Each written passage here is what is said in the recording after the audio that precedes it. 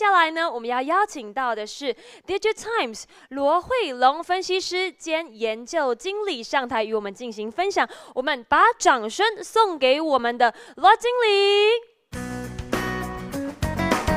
我们掌声有请罗经理，他今天要与我们分享的题目是从 DIGITIMES 亚洲供应链 IC50观察大国博弈 RISC-V 的获益。那我们就把时间交给我们的经理喽。各位业界先进，大家好，我是 DIGITIMES 分析师罗慧龙，很高兴有这个机会可以跟大家分享 DIGITIMES 最近的研究。DIGITIMES 在 IT 产业呢，主要是提供了媒体、行销顾问等服务。那我们除了有 Daily News 之外呢，也有一个研究团队呢，提供产业分析。那今天所要介绍的这个 IC50呢，主要是我们针对半导体呢所做的研究。那它基本上是利用就是我们调查了整个在亚洲的半导体产业，然后定义他们在产业里面扮演的角色。那再根据国别呢来去做一个整个整理出50家最重要的公司，那借此来去了解整个亚洲的半导体状况。那这个跟 RISC-V 有什么关系呢？那主要是在我们最后的 finding 的部分呢，我们可以看到一些有利于RISC-V 上面的发展，所以这个是在后面我会跟各位介绍的部分。好，那这个服务我们叫做 IC50，全名是叫 Asia Supply Chain IC50。这个我们已经在第3季的时候发布在我们的官方网站，那大家可以透过上面的连结，或是搜寻Asia Supply Chain IC50，就可以找到这个相关的研究。那不过直接听我在这边做报告也是一样吼。那今天的研究架构呢，我前面还是会先简单带到，就是说亚洲在整个半导体产业里面到底有多重要。那这个部分确定之后呢，我们后面的研究当然就会比较有意义。所以第2个部分就会在介绍 DIGITIMES 的这个 IC50的内容是怎样。那最后呢，我们再把这个 IC50的 finding， 还有就是这个对于 RISC-V 的意义在哪里呢？会在第3个 section 的部分来做说明。那我们首先看到就是说，亚洲的地位在这个全球的半导体产业里面大概是怎样？那基本上这里面准备的内容，我相信其实大家都已经知道，所以我因为时间的关系，我就简单的带过。那这一章主要是全球的前10大的半导体产业，半导体企业。那大家可以看到说，前10大里面主要还是以美国公司为主，但是前5大其实可以看到3家的亚洲公司，包括南韩的这个三星电子，还有 SK hynix， 还有台湾的 TSMC。所以整个在全球的角度来看呢，亚洲是有相当重要的企业在里面。但是我们如果再往底下去分呢，这个是 IC 设计业者，大家可以看到说，前10大里面呢，红色的部分也是亚洲的公司，那包括像 MTK 啊、Novatek 啊、Realtek、Hynix 这些公司呢，那他们也都是来自于台湾，所以台湾在亚洲的 IC 设计里面也是相当的重要。那接下来看到的是封测的部分，那这个就更不用说了，几乎全部都是来自于亚洲的企业，那主要是台湾跟中国的部分。那这一章的话是设备也是以美国公司比较多，但是也可以看到有4家来自亚洲，主要是日本的业者。那这里的话就是 Foundry，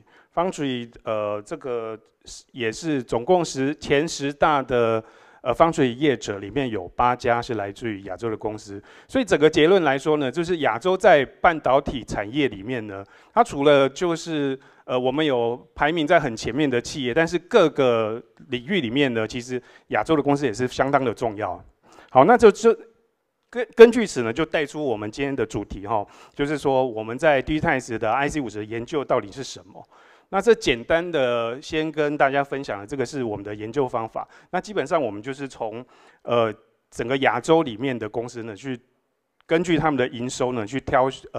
然后还有它的产业分类呢去做一些排序，然后找出50家台湾包括还有整个亚洲比较重要的半导体业者。那值得注意的就是说，有些公司它是没有上市，但是它有公布营收。我们也会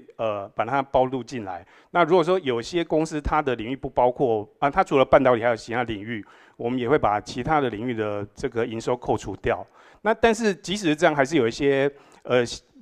还是值得要注意的部分，就是譬如说，有些公司它是没有上市，也没有公布营收啊，像是这个海思，他们也是蛮大的公司，但是我们没有这个资料，所以就不会排进来。还有像信越化学，它是蛮大的 wafer 的公司，但是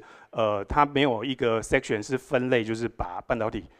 归类出来，所以这个部分我们也会跳过。那基本上这个原则就是造就出我们后面的这个榜单的部分。那我现在就是跟各位简单的说明一下，我们调查出来的50大究竟是有哪些公司。那首先我们看到这个是前10大的业者。那这里面呢，简单来说，因为一家一家我也没办法一家一家的念哦，所以大概归纳起来呢，亚洲的公司里面站在前10大，大家可以看到，主要就是来自于台湾、韩国跟日本的业者。那像那以产业来说呢 ，IDM 是最多的，总共有5家。那这5家都是来自于南韩跟日本的业者。那另外的话，台湾的话呢就比较分散一点，就是说我们除了 TSMC 是 Foundry 之外呢，我们也有其他的，像 MediaTek 在第5名，它是属于IC 设计业者。那像是还有就是日月光，它是属于在封测的部分。所以前10大里面，台湾的业者另外还有 UMC， 就是说分布来说是比较广的。那接下来我们看的是前20大，就是11名到30名这个部分呢。那刚刚有讲到说前10大里面是台湾、日本跟韩国嘛。那接下来我们就可以看到中国的业者开始在这个部分已经有相当重要的位置了。所以前10大里面，我们可以前20大里面，我们也可以看到有3家的这个中国的业者，像中芯半导体，还有这个JCET， 然后还有微尔半导体这几家。那如果再加后面的话，总共前30大有5家的中国业者在里面。那接下来是后面的这个40到50名的部分。那这里面 highlight 的是这个绿色的部分，就是这个是新加坡的业者。那从刚刚到现在呢，其实我们可以留意到，就是主要的亚洲半导体的比较重要的企业，还是在于台湾、中国、日本、南韩这几个国家。那少数是有这个新加坡的业者呢，他在设备业是进来到榜上。然后还有就是橘色的这个部分，那这几家是南韩的业者，这主要就 highlight 说，其实我们看到刚刚之前的南韩业者，其实只有在前面3名，就是 Hynix 跟这个三星电子，所以等于是说前3名占了2家，但是它后面的几家呢，就是就排在30名以后了。所以南韩是相当的，就是集中在，就是它半导体产业相当集中在前2家的集团上面。这个是整个我们50家的这个内容。那这些细节，如果大家有兴趣，可以到我们网站上面去做了解。那我再根据这个我们这个排序呢，去做一些统计的分析，可以让大家更清楚的了解。那首先在于国别来说呢，但台湾的部分还是占整个50家里面比较多的，我们总共有17家。那再来的话是日本的话14家，跟中国10家，还有南韩7家。那这个新加坡有2家。那如果以产业来说呢 ，IDM 的部分是最多的，是有15家业者，再加上 Foundry 总共有21家。那其他的领域像IC 设计啊、设备或是这个封测的部分，大概有6到8家左右。那另外我们也有把 IC 载板分一类，这个有5家。另外 Wafer 的话呢是有3家。那再来的话，我们看的是这刚刚是以家数来看，那如果以营收来看，我们又看到一些可以分享的部分哈。那可以看到说，台湾除了在家数比较多之外呢，我们在营收方面也是整个加总起来是各个国家里面半导体营收是比较高的，那是排在第1个。那排在第2个就是这个是南韩。但是刚刚讲南韩的部分，其实它的这个营收跟台湾不会差太多，可是他们是7家在做，但是台湾的话是分散了比较多的这个业者。可是也可以看到说，南韩它在其实它是相当集中在这个深蓝色的部分，这个就是主要的他们 IDM 业者占了相当大的比重。那其他的业者来说，它的 portion 就是比较小的。那接下来的话就是日本跟中国的部分。好，那这一张的话是从这个就是这一次的调查跟前一年的状况的比较。那因为时间的关系，我只简单的说一下结论哈。其实在这个营收的部分，中日台韩的营收成长大概都是在2%到3%之间，可是相对来说，台湾的成长率是比较低的一些。那这主要反映是说，台湾在疫情刚开始的时候，其实它的爆发是比其他国家明显的，所以基期比较高，造成说在2021年的时候，它的营收就没有像其他家这么明显。那另外也可以留意到，新加坡它的增长率是相当高的。好，那接下来是用产业的角度来看哦。那以产业来说呢，比较值得注意的是在 Fabless， 就是 IC 设计还有设备业者的，就是在中间的部分。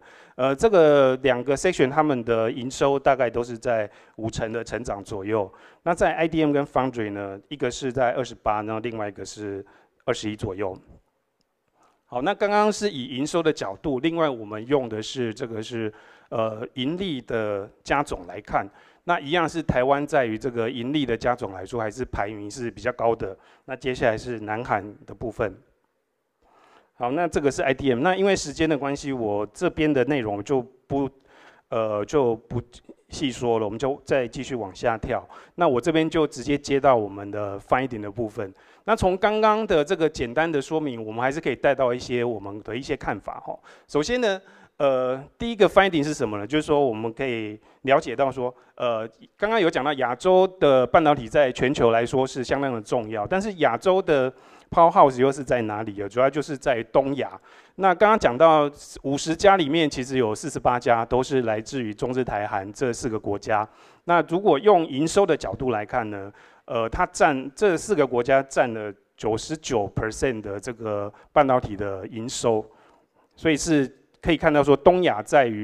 是整个亚洲半导体的重镇。那第二个部分呢，我们再归纳出来，就是台湾在这亚洲的半导体里面是扮演一个最重要的角色。除了在刚刚的营收加总的部分呢，我们可以看到台湾有到36.5% 是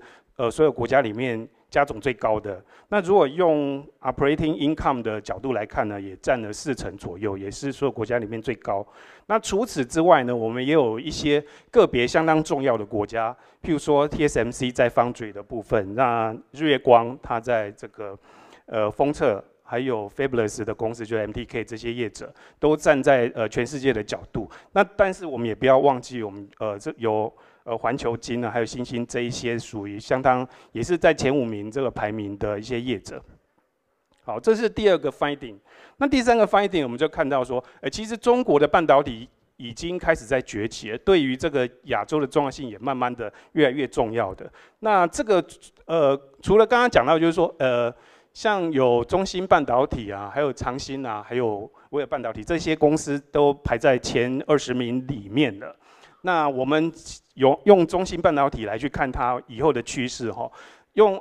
中芯半导体，我们拿来去跟 TSMC 还有台湾 UMC 来做一个比较。那当然，可以看到，如果从营收的这个部分啊，可以看到其实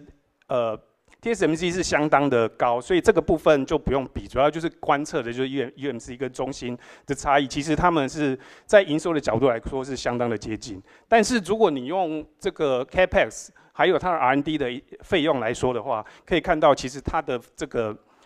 比重跟倍数呢是比 UMC 来说高的很多。那至于在 operating margin 的部分呢，其实它的波动是比较大，但是有时候它的这个 margin 来说也是会跟到 TSMC 相当的这个程度。这是中国的部分。那另外一个角度，我们可以看中国的